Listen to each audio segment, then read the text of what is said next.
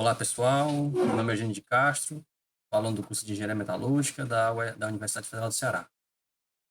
Como parte das etapas do nosso projeto integrador aí dos diferentes conteúdos da disciplina de DPE em associação com o curso, nós vamos primeiramente executar a construção do diagrama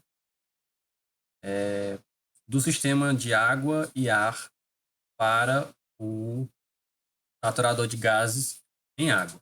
Então, o diagrama ele vai nos fornecer uma ideia dos componentes que serão empregados no nosso projeto e quais são as rotas que esse fluido vai fazer, ou seja, quais são as operações que esse fluido terá que ser submetido para que a gente consiga atingir o nosso resultado esperado.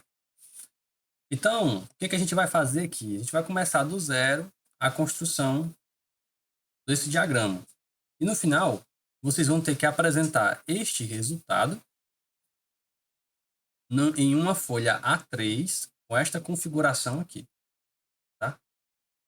Vai ficar a critério do professor decidir se vocês terão que construir os templates das simbologias ou não. Caso ele deixe fornecer essas simbologias, então eu vou entregar para vocês um arquivo DWG contendo essas informações. Então, suponha que isso seja feito, nós vamos começar com a construção desse diagrama aqui.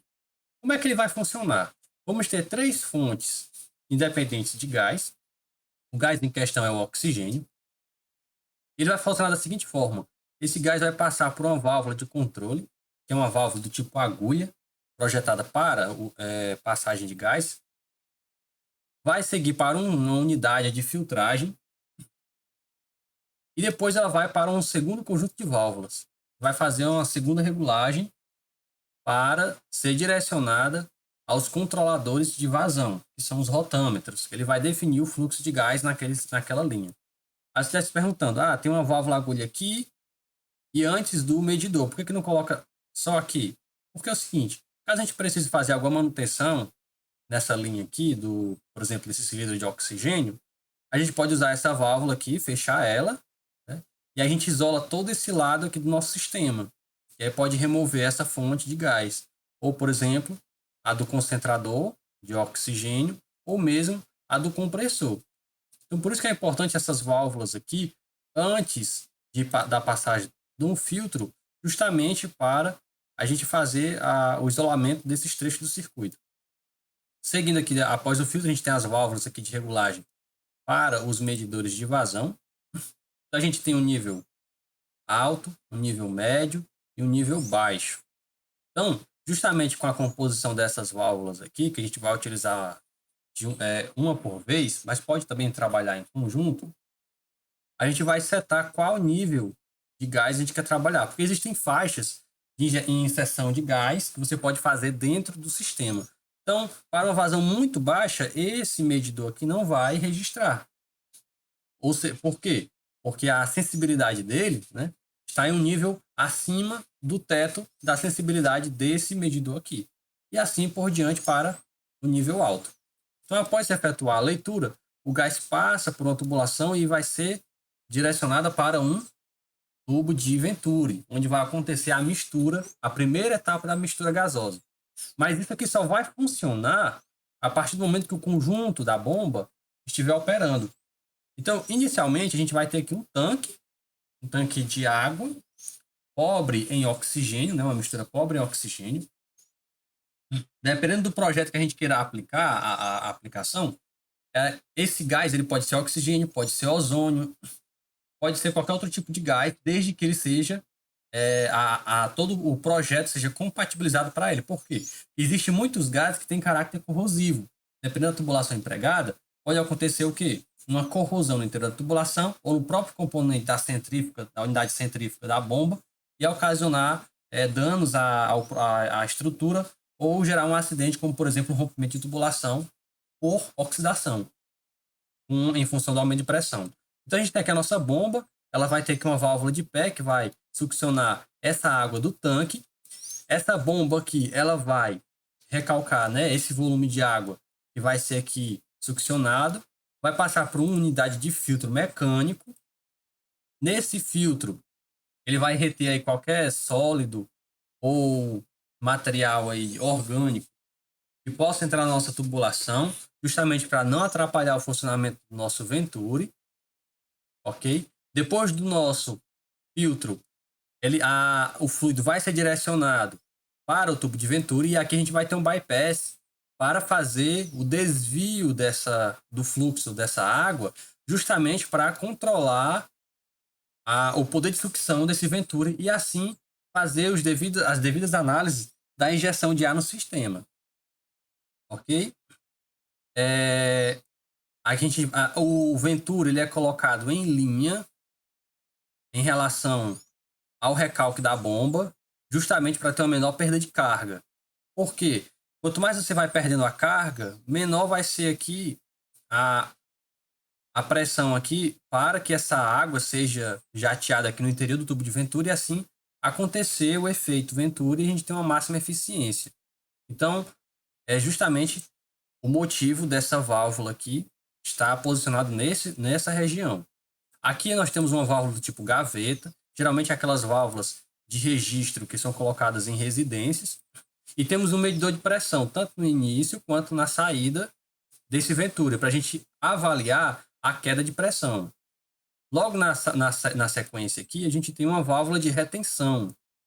O que ela vai servir?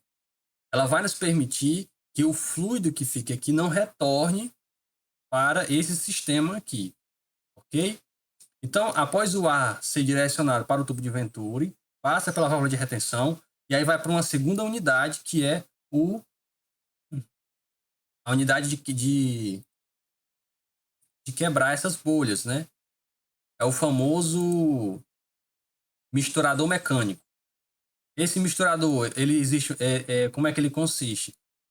Ele é formado por uma série de estruturas físicas e estáticas no interior dele, ou seja, são uma série de unidades para que esse fluido tenha dificuldade de escoar por dentro dele, são obstáculos. Esse fluido, como ele vai possuir pequenas bolhas de ar e macro bolhas, essas bolhas vão se chocar com essas estruturas, fazendo com que elas sejam cisalhadas, diminuam de tamanho, e assim a gente consiga misturar mais ainda esse gás nessa água. Depois ele vai entrar nesse cone, né, que é o cone para a mistura, o próprio Spice cone. Pelo próprio movimento da água, do jato de água aqui na entrada do cone, essas bolhas vão ser jogadas em direção à base desse cone. E o que vai acontecer? Conforme você vai caminhando aqui para a base do cone, a seção transversal vai aumentando também. A gente pode notar, a gente pode avaliar, segundo ali a equação da continuidade, quando você estuda lá na física 2, física 1 e física 2, né, dependendo do curso, você vai avaliar que a velocidade do fluido ela tende a diminuir com o aumento da seção transversal. E isso é bastante importante, porque a gente quer que essas bolhas ela atinjam a menor velocidade possível dentro dessa câmara aqui, de modo que elas possam ascender novamente. A partir do momento que elas começam a subir, ou seja, são as bolhas de ar que não foram misturadas no fluido, elas vão ter que ser coletadas para ser misturado novamente. Por quê? Quanto maior a quantidade de macro bolhas, ou seja, bolhas bastante grandes, menor vai ser a área dessa superfície. Então, se você tem uma quantidade de bolhas muito pequena, você tem uma área superficial, ou seja, uma área de contato ar-água muito maior. E esse é o nosso objetivo. Seria aumentar a interface de água e ar para que possa ocorrer uma maior troca gasosa. Então, o ar que não é misturado aqui, ele é acumulado, né, na parte superior, uma vez que a densidade do ar é menor que a da água, ele vai se acumular aqui, vai gerar um bolsão de ar, e nesse bolsão de ar aqui vai ter uma conexãozinha aqui do lado que vai permitir que esse ar ele seja coletado em função da própria pressão da câmara por uma válvula de retenção, vai passar por essa válvula de retenção, ele não vai retornar, vai passar por um medidor, a gente vai analisar o fluxo desse ar e depois ele vai retornar para o nosso Venturi.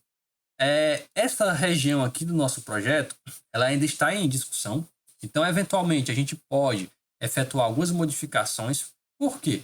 Perceba que o medidor de gás aqui, ele é do tipo médio, né? Então ele vai medir vazões médias de ar. Mas se a gente estiver trabalhando com um regime muito baixo, pode ser que ainda tenha um acúmulo de gás e a gente não consiga coletar essa informação.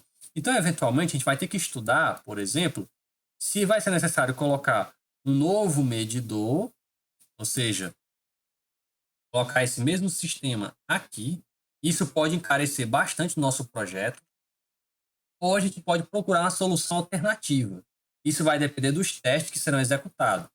Por quê? Dependendo das quantidades de massa de ar que sejam injetadas aqui, pode ser que para valores muito baixos de ar não tenha necessidade de um leitor muito sensível. Depois esse ar ser injetado aqui, essa água e o ar ser injetado num cilindro, num cone, a gente vai ter que um medidor de pressão para medir a pressão aqui dessa região do sistema. Depois essa água vai ser descartada pelo cone, vai passar por uma válvula para um controle dessa vazão, uma vez que a gente pode aumentar a pressão aqui dentro dessa câmara, e aí isso vai influenciar em todo o conjunto aqui da parte superior. Depois ela vai passar para um medidor de vazão na saída do cone. Isso aqui é apenas para análise do experimental, ok? Isso aqui não é a nível de aplicação industrial.